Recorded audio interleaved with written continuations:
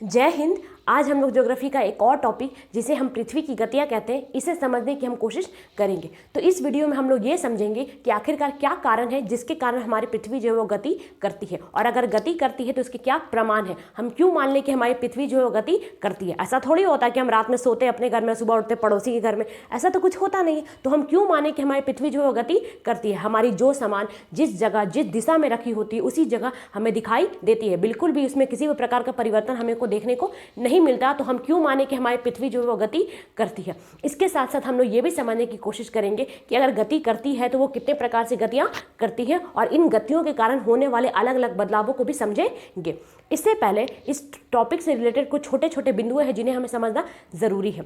जब हम लोग अपने ब्रह्मांड को समझने के शुरुआती दौर में थे तो बहुत सारे विद्वानों ने अपनी कुछ राय दी। उसी में से एक विद्वान थे जिनका नाम था टॉलमी। टॉलमी ने यह कहा कि हमारी पृथ्वी जो है वो केंद्र में है और सूर्य क्या कर रहा है, इसका चक्कर लगा रहा है। इसी थ्योरी को हम लोगों ने जियोसेंट्रिक थ्योरी के नाम से जाना जाता है। बहुत सालों तक हम लोगों ने इसी थ्योरी को माना। उस शुरुआती दौर में हमारा जो समाज था वो बहुत ज़्यादा धार्मिक समाज था, धर्म को बहुत ज़्यादा महत्व देता था, साइंस को उतना महत्व नहीं देता। टॉलमी की बात को सच इसलिए भी मान लिया गया क्योंकि अगर हम लोग उस समय जो हमारा जो साइंस था वो बहुत ज़्यादा डेवलप नहीं था। अगर हम लोग आज भी देखें तो हमें क्या दिखता है कि सूर्य जो है वो पूरब से निकलता है और पश्चिम की तरफ डूब जाता है। तो इसी के आधार पर टॉलमी ने क्या बता दिया कि हमारा पृथ्वी जो है केंद्र में और सूर्य क्या कर रहा है, इसका चक्कर लगा रहा है। लेकिन आने वाले समय में हमारा साइंस जो क्या था, विकसित हो गया। और उसी में से एक अलग विद्वान थे जिनका नाम था कोपरनिकस। उन्होंने ये बताया कि नहीं, पृथ्वी जो है वो केंद्र में नहीं है, बल्कि केंद्र में कौन बैठा है, सूर्य बैठा है, और हमारी पृथ्वी जो है वो सूर्य का चक्कर लगा रही है। इसी थ्योरी को हेलियोसेंट्रिक थ्योरी के नाम से जाना जाता है। आगे चल के कुछ और विद्वान आए और उन्होंने भी अपने अपने विचार दी। उसी में से एक विद्वान का नाम था केपलर। केपलर ने यह बताया कि सिर्फ पृथ्वी ही नहीं बल्कि हमारे सोलर सिस्टम में उपस्थित सारे प्लैनेट जो है वो क्या कर रहे हैं, तो वो सन का चक्कर लगा रहे हैं, वो भी अंडाकार पथ पर, इलेक्ट्रिकल पाथ पे। अंडाकार पथ कैसा होता है, तो हम लोग एक रबड़ को ले लीजिए, उस रबड़ को दोनों किनारों को खींच दीजिए, ये जो हमारा शेप बनेगा इसी शेप को हम क्या कहते हैं, अंडाकार शेप कहते हैं। इसके बाद गैलीलियो नाम के एक विद्वान आए और उन्होंने इस बात को प्रूफ कर दिया कि हाँ, सारे प्लैनेट्स क्या करते हैं, सूर्य का चक्कर लगाते हैं। इसके साथ साथ गैलीलियो ने यह भी बताया कि हमारे जो प्लैनेट्स होते हैं उनका शेप कैसा होता है, तो वो गोल शेप के होते हैं। लेकिन आगे चलकर इस बात को भी गलत ठहरा दिया गया कि पृथ्वी गोल नहीं है, बल्कि पृथ्वी का शेप क्या है, कुछ और है, जिसे हम ज्वाइड शेप के नाम से जानते हैं। उसे हम लोग इसी वीडियो में समझेंगे।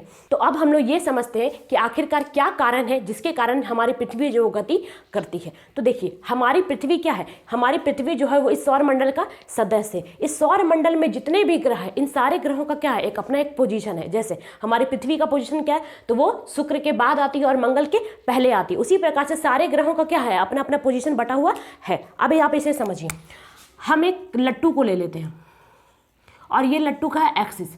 जिस प्रकार से हमारे प्लैनेट्स का भी क्या है, ये एक्सिस है।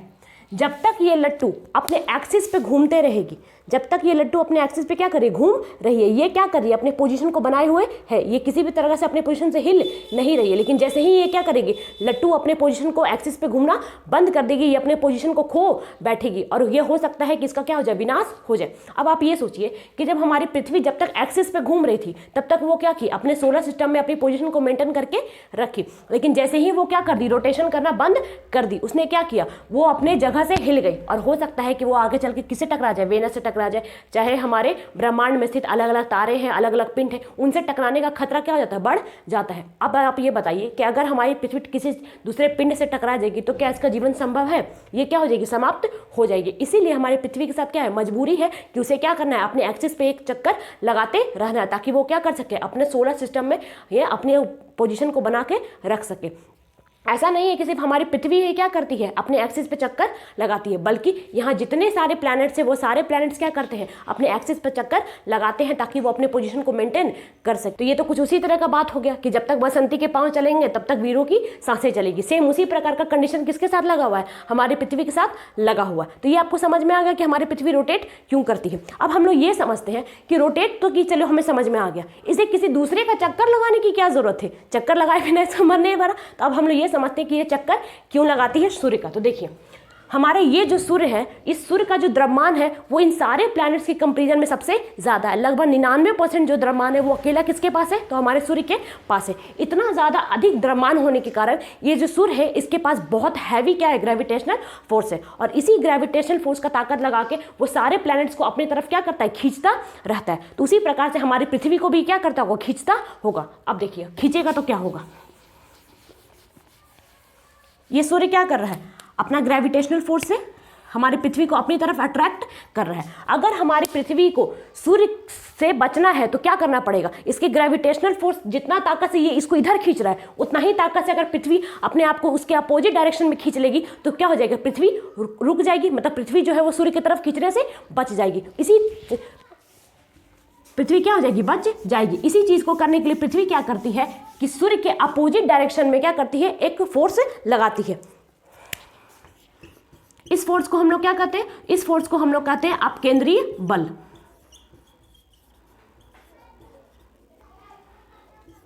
अपकेंद्रीय बल या इंग्लिश में इसे सेंट्रीफ्यूगल फोर्स के नाम से जाना जाता है। सेंट्रीफ्यूगल फोर्स जो होता है वो कभी भी जो होता है वो सीधे पथ पे नहीं लगता, बल्कि सेंट्रीफ्यूगल फोर्स किस पथ पे लगता है, तो वो हमेशा किस पथ पे लगता है, सर्कुलर पथ पे लगता है। इसी कारण हमारी पृथ्वी जो है वो क्या करती है, सूर्य का चक्कर लगाती है। तो आपको दो कारण समझ में आ गए कि हमारी पृथ्वी जो है वो रोटेट क्यों करती है, अपने एक्सिस पे रोटेट करती है ताकि वो क्या कर सके, अपने सोलर सिस्टम में अपने पोजिशन को मेंटेन कर सके। और सन का चक्कर क्यों लगाती है, ताकि वो सूर्य के साथ एक निश्चित दूरी को क्या कर सके, बनाकर रख सके और सूर्य के ग्रेविटेशनल फोर्स से वो अपने आप को बचा सके। तो ये दो कारण थे जिसके कारण हमारी पृथ्वी क्या कर रही थी, गति कर रही थी। तो ये हमें समझ में आ गया कि पृथ्वी गति क्यों करती है। अब हम लोग ये समझते हैं कि हमारे पास क्या प्रमाण है जिसके द्वारा हम ये साबित कर सकते हैं कि हाँ हमारी पृथ्वी जो है वो गति करती है। तो एविडेंसेस क्या क्या है हमारे पास, तो हमारे पास जो सबसे बड़ा एविडेंस है वो है पृथ्वी पर दिन और रात का होना। हमारे यहाँ क्या होता है, 12 घंटे का दिन और 12 घंटे का रात होता है। तो ये 12 घंटे का दिन और रात क्यों हुआ, क्यों, क्योंकि हमारी पृथ्वी क्या कर रही है, घूम रही है। अगर हमारी पृथ्वी रुकी रहती तो जिस तरफ रोशनी पड़ता उस तरफ क्या होता, हमेशा दिन होता, और जिस तरफ रोशनी नहीं पड़ती उस तरफ क्या होता, हमेशा के लिए रात हो जाता। लेकिन हमारे यहाँ क्या होता है, दिन और रात की घटना चलते रहती है। तो ये किसके कारण हुआ, तो पृथ्वी के घूमने के कारण हुआ। तो पहला एविडेंस हमें क्या मिल गया, दिन और रात का होना। दूसरा जो हमारे पास एविडेंस है वो है कि हमारे पृथ्वी पर जो होता है वो ऋतुओं का परिवर्तन होता है। हमारे यहाँ गर्मी का मौसम आता है, फिर ठंड का मौसम आता है, फिर पतझड़ आता है, फिर बसंत ऋतु आता है। तो ये चीज़ परिवर्तन क्यों हो रहा है, क्योंकि हमारी पृथ्वी जो है वो गति कर रही है। अगर गति नहीं करती तो हमारे यहाँ सालों भर एक जैसा मौसम रहता है, लेकिन ऐसा होता नहीं है। तो दूसरा सबसे बड़ा प्रमाण हमें क्या मिल गया कि हमारी पृथ्वी जो है वो रोटेट कर रही है, जिसके कारण हमारी पृथ्वी पर क्या होता है, ऋतुओं का परिवर्तन होता है। तीसरा जो हमें प्रमाण मिलता है वो मिलता है हमें बिग बैंग थ्योरी से। बिग बैंग थ्योरी क्या कहती है कि बिग बैंग थ्योरी के बाद इस ब्रह्मांड में जितने भी चीज़ का निर्माण हुआ है वो सारी चीज़ें कैसे कर रही है, तो वो सारी चीज़ें गति कर रही है। तो तीसरा सबसे बड़ा हमें क्या एविडेंस मिल गया, बिग बैंग थ्योरी।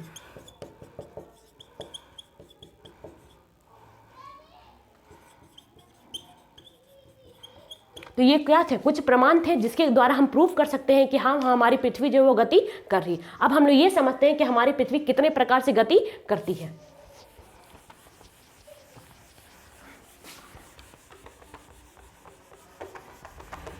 तो हमारी पृथ्वी जो है वो दो प्रकार की गतियां करती है। पहले को हम लोग रोटेशन कहते हैं और दूसरे को रेवोल्यूशन।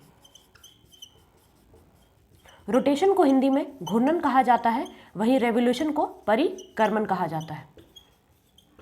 इस वीडियो पे जो है हम लोग जो मुख्यतः बात करेंगे वो हम लोग रोटेशन के बारे में बात करेंगे। इसके बाद एक वीडियो का पार्ट 2 आएगा जिसमें हम लोग पूरे रेवोल्यूशन को समझेंगे। तो हम लोग अभी फोकस किस पे करते हैं, रोटेशन पे फोकस करते हैं। रोटेशन क्या होता है, तो अपने अक्ष पे एक चक्कर लगा लेना ही क्या कहलाता है, रोटेशन कहलाता है। तो अपने अक्ष पर एक चक्कर लगाना। हमारी पृथ्वी को अपने एक्सिस पे एक चक्कर लगाने में कितना समय लगता है, तो हमारी पृथ्वी को 23 घंटे 56 मिनट और 4 सेकंड का वक्त लगता है। अगर पूछ लिया जाए कि वो किस दिशा में चक्कर लगाती है, तो हमारी पृथ्वी जो है वो घड़ी के विपरीत दिशा में चक्कर लगाती है, मतलब एंटी क्लॉकवाइज वो चक्कर लगाती है। पश्चिम से पूरब दिशा, पूरब से पश्चिम नहीं बल्कि पश्चिम से पूरब दिशा में वो क्या करती है, चक्कर लगाती है। तो घड़ी के विपरीत दिशा में।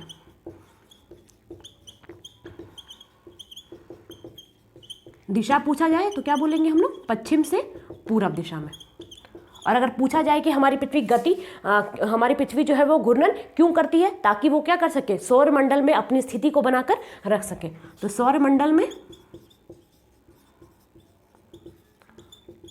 अपनी स्थिति को बनाए रखें।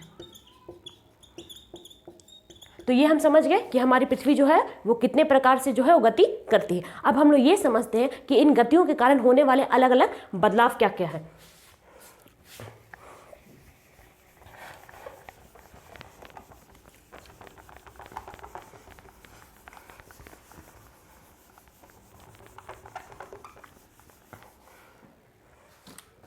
Impact of rotation.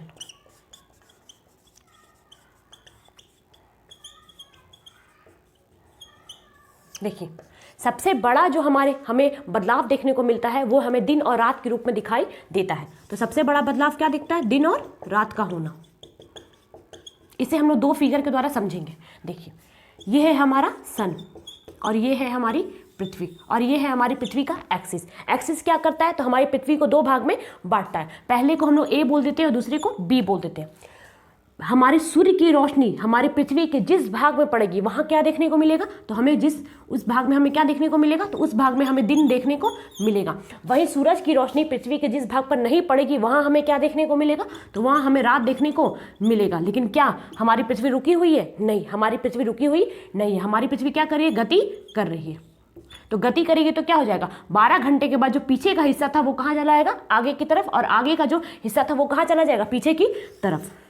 ये हो गया हमारा सन और ये हो गया हमारी पृथ्वी। इसका मतलब यहाँ क्या होगा? बी का जो पोर्शन हो जाएगा वो आगे आ जाएगा और ए कहाँ चला जाएगा? पीछे चला जाएगा 12 घंटे के बाद। अब क्या होगा? जो पहले नाइट था अब वहाँ हमें क्या देखने को मिलेगा? तो अब हमें वहाँ दिन देखने को मिलेगा। वहीं जहाँ पहले दिन था अब वहाँ हमें क्या देखने को मिलेगा? नाइट देखने को मिलेगा। तो ये दिन और रात की घटना किसके कारण होती है? तो ये दिन और रात की घटना होती है घूर्णन के कारण। आप इसका एक प्रैक्टिकल एग्जाम्पल भी देख सकते हैं। ये है हमारा ग्लोब और ये है मेरे पास टॉर्च। टॉर्च को हम मान लेते हैं कि ये क्या है? Sunlight. देखिए,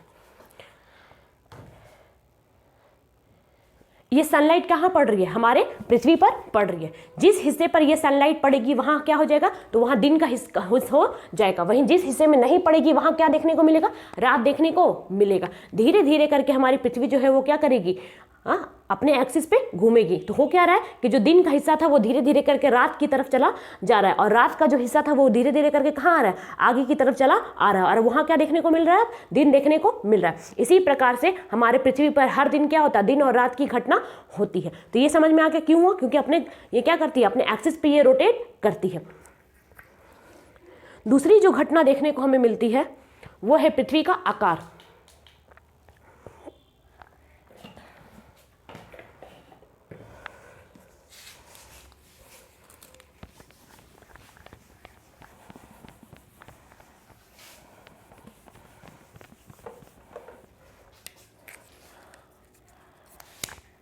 दूसरा क्या मिलेगा? Shape of earth. देखिए, हमारी जो पृथ्वी है उसके बहुत सारे भाग हैं। सबसे ऊपरी भाग जो होता है उसे हम लोग क्या कहते हैं? तो सबसे ऊपरी भाग को हम लोग क्रस्ट के नाम से जानते हैं। उसके अंदर एक और भाग होता है जिसे हम लोग मेंटल कहते हैं और सबसे अंदर में एक और भाग होता है जिसे हम लोग क्या कहते हैं? कोर के नाम से जानते हैं। आगे चलकर हम लोगों ने क्या किया कि इसी कोर को दो भाग में बांट दिया, बाहरी कोर और आंतरिक कोर। हमारा ये जो बाहरी कोर होता है वो किस स्टेज में होता है? तो वो लिक्विड के स्टेज में होता है। वहीं हमारा आंतरिक कोर किस अवस्था में होता है? तो वो द्रव अवस्था में, सॉलिड अवस्था में होता है। तो ये जो हमारे पृथ्वी का आकार है जो गोल होना चाहिए था, बल्कि हमारी पृथ्वी का आकार गोल नहीं है, बल्कि किस शेप में है? तो वो ज्वाइड शेप में है। वो क्यों है? तो आपको इसका कारण यहीं समझ में आएगा कि इस बाहरी कोर में लिक्विड के भरे होने के कारण हमारी पृथ्वी जो है गोल नहीं है। तो ये समझ में आ गया। अब देखिए, ये है हमारी पृथ्वी और ये है हमारा पृथ्वी का एक्सिस और ये हो गया हमारा इक्वेटर। हमारी पृथ्वी क्या कर रही है? रोटेट कर रही है। इसका मतलब हमारे पृथ्वी पर उपस्थित प्रत्येक बिंदु क्या करेगा? वो भी रोटेट करेगा। तो हम कुछ बिंदुओं को ले लेते हैं। कुछ एक बिंदु को हम यहाँ ले लिए, दूसरी, तीसरी और ये चौथी। इन सबका कुछ नाम दे देते हैं, ए, बी और सी और डी। प्रत्येक बिंदु क्या करेगा? पृथ्वी के साथ क्या करेगा? रोटेट करेगा। अब देखिए, हमारी पृथ्वी का ए जो बिंदु है वो कुछ इस प्रकार रोटेट करेगा। ये हमारा बी हो गया और ये सी और ये हो गया डी।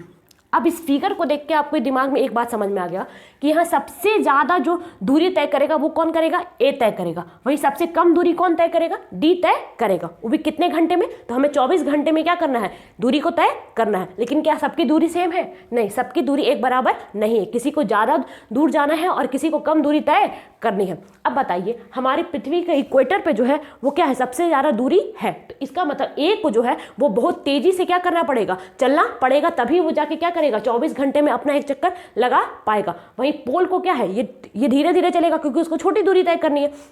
इसका ये मतलब हो गया कि हमारा जो ए है वो खरगोश की चाल से चलेगा। वहीं डी किसकी चाल से चलेगा, तो ये चलेगा कछुआ की चाल से। अब बताइए हमारा पृथ्वी का जो आंतरिक बाहरी कोर था उसमें क्या भरा हुआ था, लिक्विड भरा हुआ था। और ये लिक्विड कहाँ पे, इक्वेटर के पास है। अब एक और फिगर ड्रॉ करते हैं, थोड़ी इसी फिगर में समझ लेते हैं। देखिए हमारा ये जो बाहरी कोर था उसमें क्या भरा हुआ है, लिक्विड भरा हुआ है। ये मैंने लिक्विड बना दिया। अब जब ये लिक्विड क्या करेगा, बहुत तेजी से जब आप लिक्विड को लेके जाइएगा, आप इसे समझिए, हाथ में कटोरा ले लीजिए और उस कटोरा को लेकर दौड़िए, पानी से भरा हुआ कटोरा को, क्या करेगा, आपका पानी जो है वो छलक जाएगा। सेम उसी प्रकार से हमारे पृथ्वी के आंतरिक कोर में भी क्या भरा है, द्रव भरा है। और वो द्रव भी क्या करेगा, जैसे जैसे हमारा स्पीड बढ़ेगा वैसे वैसे वो क्या करेगा, छलकेगा। तो ये जो बाहरी है वो भी क्या करता है, छलकना शुरू कर देता है और वो बाहर की ओर ढकेलता है। कोर जो है वो किसको ढकेलेगा, मेंटल को। मेंटल ढकेल देगा किसको, क्रस्ट को। और हमारा पृथ्वी जो गोल होना चाहिए था उसको गोल शेप नहीं हो पाया, बल्कि वो दिखने में किस तरह का है, तो वो कुछ इस प्रकार से दिख गया। अब ये बताइए कि जब आपके बीच के दो चीज उड़ जाएंगे तो ऊपर का जो चीज होता है वो ऑटोमेटिकली क्या हो जाएगा, धंस जाएगा। तो हमारे पोल्स कैसे है, धंसे हुए हैं। लेकिन वहीं हमारे इक्वेटर के पास देखा जाए तो ये कैसे है, फूले हुए हैं। तो कुछ इस प्रकार के हमारी पृथ्वी है। तो इसी शेप को हम लोग क्या कहते हैं, जुआइड कहते हैं, या हिंदी में से कुछ लोग अंडाकार भी कह देते हैं। जब आप एग्जाम में फेल होते हैं तो आपको क्या बोलता है कि आपको अंडा मिला, तो अंडे के जैसा शेप में दिखता है, तो बोलचाल की भाषा में हम लोग उसे क्या कह देते हैं, अंडाकार कह देते हैं। लेकिन इसका टेक्निकल नाम क्या है, तो इसे हम लोग ज्वाइड शेप के नाम से भी जानते हैं। तो ये किसके कारण हुआ, तो हमारे पृथ्वी के घूर्णन के कारण हुआ कि हमारी पृथ्वी जो थी वो गोल नहीं बन सकी, बल्कि कैसी बन गई, अंडाकार बन गई। तो अब हम लोग ये समझते हैं कि कैसे हमारा पृथ्वी का जो शेप है वो हमारे ग्रेविटेशनल फोर्स को डिसाइड करता है। तो देखिए अगर हमारी पृथ्वी गोल होती तो हमारी पृथ्वी पर सारे बिंदुओं का क्या होता, रेडियस जो होता वो बराबर होता, कहीं भी हमें रेडियस जो था वो डिफर नहीं करता। लेकिन हमारी पृथ्वी का शेप गोल तो नहीं है, हमारी पृथ्वी का शेप कैसा है, ज्वाइड है। ये है हमारा सेंटर। सेंटर से जैसे ही हम लाइंस ड्रॉ करेंगे वो क्या करेगा, रेडियस को दर्शाएगा। तो सबसे ज़्यादा हमें रेडियस कहाँ देखने को मिल रहा है, सबसे लंबा जो हमारा रेडियस है वो कहाँ है, हमारा इक्वेटर पर। और सबसे छोटा रेडियस हमें कहाँ देखने को मिल रहा है, तो पोल्स के पास देखने को मिल रहा है। 9th-10th की क्लास में हम लोगों ने ग्रेविटेशनल फोर्स का एक फार्मूला समझा था। वो फार्मूला क्या कहता है कि gravitational force is inversely proportional to the radius.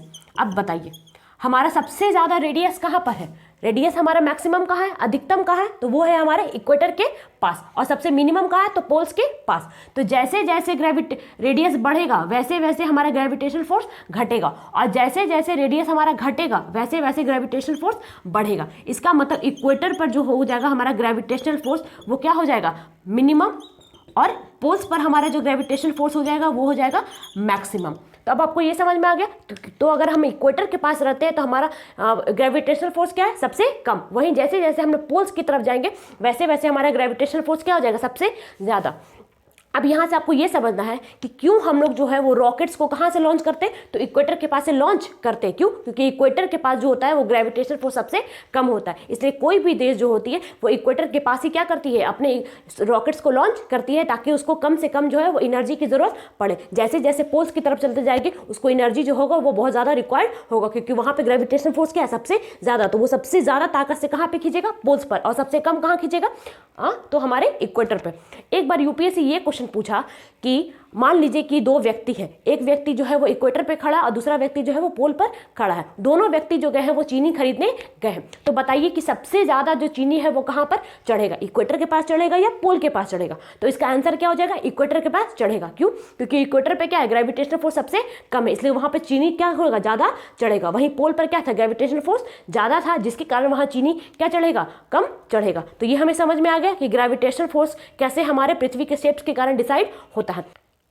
अब हम लोग ये समझते हैं कि कोरिलेसिस फोर्स होता क्या है। तो देखिए कोरिलेसिस फोर्स जो है वो दो शब्दों से मिलकर बना है।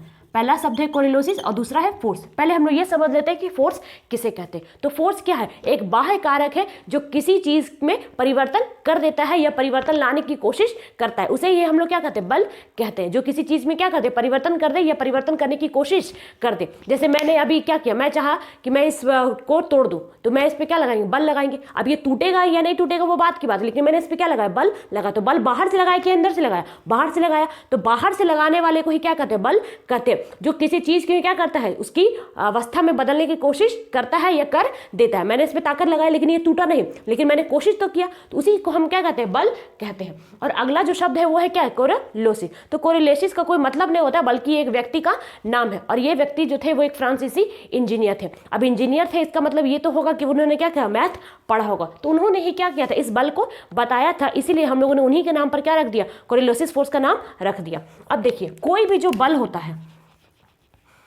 ये हम लोगों ने एक बल लगाया थीटा डिग्री के कोण पे, ये है हमारा एफ बल। अब देखिए, किसी भी बल को हम लोग दो भाग में बांट सकते हैं। पहले को हम लोग क्या कहते हैं? एफ एक्स कॉस थीटा, और दूसरा जो होता है उसे हम लोग क्या कहते हैं? F x sine theta. अब इसी का प्रयोग करके हम लोग ये समझेंगे कि कोरिलोसिस फोर्स कैसे काम करता है। हमारी पृथ्वी क्या कर रही है? रोटेट कर रही है। सबसे ज़्यादा स्पीड पे कहाँ रोटेट कर रही है? तो हमारी सबसे ज़्यादा पृथ्वी का स्पीड कहाँ है? तो इक्वेटर पे सबसे ज़्यादा स्पीड है। और सबसे कम स्पीड कहाँ है? तो पोल पे। इसका मतलब हमारे पृथ्वी पे जो बल सबसे ज़्यादा कहाँ लगेगा? तो वो लगना चाहिए इक्वेटर पे। और सबसे कम कहाँ लगना चाहिए? तो पोल पर लगना चाहिए। लेकिन ऐसा होता नहीं है। सबसे कम जो हमें कोरिलोसिस फोर्स जो फील होता है वो हमें इक्वेटर पे फील होता है, और सबसे ज़्यादा कोरिलोसिस बल कहाँ लगता है? तो वो पोल पर लगता है। इसके पीछे का जो कॉन्सेप्ट है वो यहीं छुपा है। देखिए, ये है हमारी पृथ्वी। इस पृथ्वी पर हम लोग एफ ना फोर्स लगा देते हैं। इस फोर्स को हम लोगों ने क्या किया? दो भाग में बांट दिया, एफ एस कॉस थीटा, और ये हो जाता है हमारा एफ एक्स साइन थीटा। ये जो एफ एक्स कॉस थीटा है वो क्या कर रहा है? कि पृथ्वी को बाहर की ओर ढकेल रहा है, लेकिन वही एफ एक्स साइन थीटा क्या कर रहा है? तो पृथ्वी को घुमाने का काम कर रहा है। तो जब भी पृथ्वी घूमती है तो उसके कारण एक बल पैदा होता है, जो बल क्या करता है कि वो हवाओं की दिशाओं में परिवर्तन कर देता है। ये है हमारा कोरिलोसिस फोर्स। कोरिलोसिस फोर्स में हम लोग किसको रखेंगे? साइन थीटा को, एफ एस साइन थीटा। अब बताइए, हमारा इक्वेटर पर जो थीटा का वैल्यू है कितना है? तो इक्वेटर पे हमारे थीटा का वैल्यू कितना क्या हो जाएगा? 0 हो जाएगा। थीटा का वैल्यू 0, तो F S sine theta, theta का वैल्यू क्या हो जाएगा? 0, और साइन 0 का मान क्या होता है? 0। वही हम लोग देखते हैं कोरिलोसिस फोर्स एट पोल। यहाँ भी क्या ले लिया? F S sine theta. अब बताइए, पोल्स पर हमारे थीटा का मान क्या है? तो वो हो जाएगा 90 डिग्री, और साइन 90 का वैल्यू क्या होता है? 1, मतलब एफ। अब समझ में आया होगा आपको कि क्यों हमारे इक्वेटर पर जो है वो कोरिलोसिस फोर्स का जो मान है वो क्या है? कम है। और सबसे ज़्यादा मान कहाँ पे? इक्वेटर पे है, बेशर्त कि हमारा जो इक्वेटर पे है वो स्पीड सबसे ज़्यादा है, और पोल्स पे इक्वेटर की स्पीड क्या है? सबसे कम है। अब देखिए, अब हम लोग समझते हैं कि हमारे कोरिलोसिस फोर्स के कारण कैसे हवाओं में जो है वो परिवर्तन हो जाता है।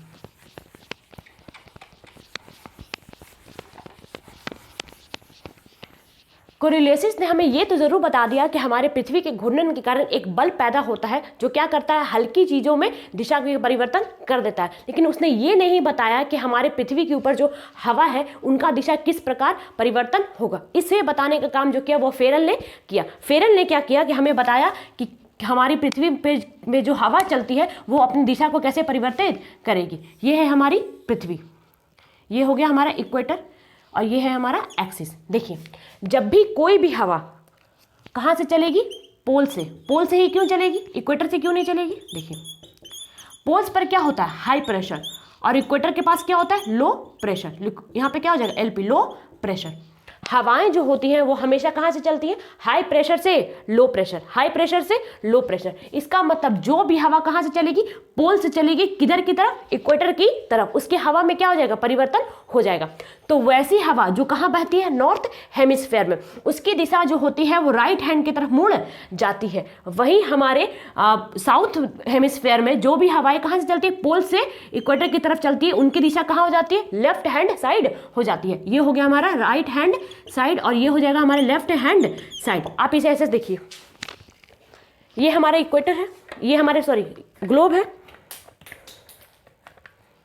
ये ग्लोब पे क्या हो रहा है, ये ग्लोब क्या कर रही है, घूम रही है। अब देखिए, अभी देखिए, अगर हमारी पृथ्वी अगर स्थिर होती तो जो भी हवा होती वो कहाँ चलती, सीधे की ओर चलती, नीचे से भी कहाँ चलती, सीधे की ओर। लेकिन हमारी पृथ्वी क्या सीधे रोटेट कर रही है, तो हमारी पृथ्वी देखिए रोटेट कर रही है, जिसके कारण क्या होगा, देखिए हवा मुड़ रही है। देखिए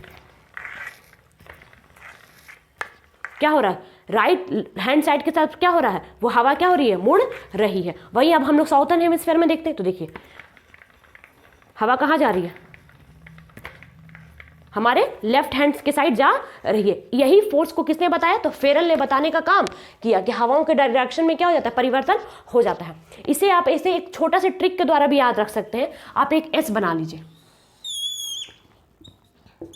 ये एस क्या बता रहा है, ये बता रहा है हमें राइट हैंड साइड, और ये क्या बता रहा है हमें, लेफ्ट हैंड साइड, RHS।